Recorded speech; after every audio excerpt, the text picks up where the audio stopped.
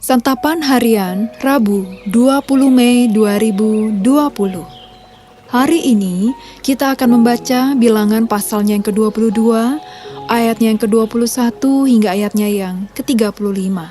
Namun kita akan membacanya pada ayatnya yang ke-32 hingga ayatnya yang ke-35. Sebelumnya, mari kita berdoa. Dalam kerendahan hati kami masuk dalam terang sabda-Mu. Berfirmanlah ya Allah, di dalam terang-Mu Kristus kami memohon. Amin.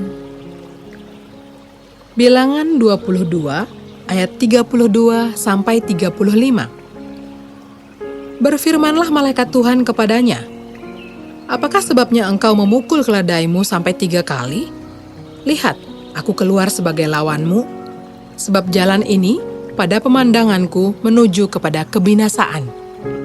Ketika keledai ini melihat aku, telah 3 kali ia menyimpang dari hadapanku. Jika ia tidak menyimpang dari hadapanku, tentulah engkau yang kubunuh pada waktu itu juga, dan dia kubiarkan hidup."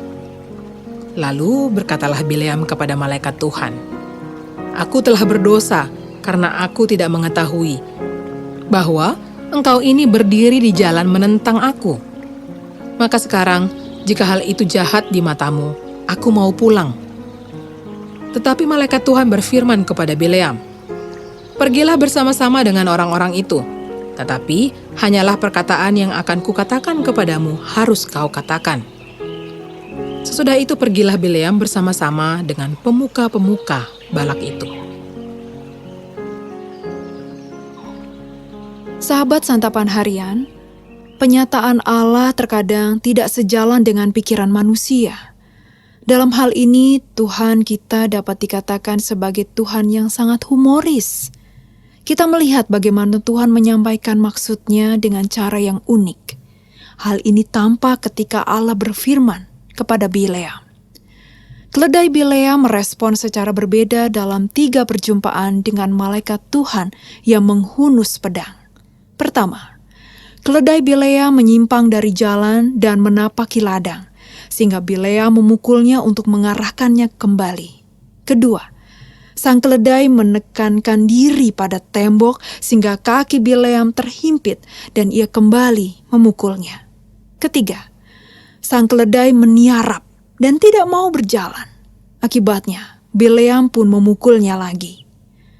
Dalam setiap perjumpaan ini dikatakan bahwa sang keledai melihat malaikat Tuhan. Sedangkan Tuhan baru menyingkapkan mata Bileam setelah terjadi percakapan antara dia dengan keledainya yang merasa tidak senang karena dipukuli terus-menerus. Saat itulah Bileam melihat malaikat Tuhan dan tersungkur.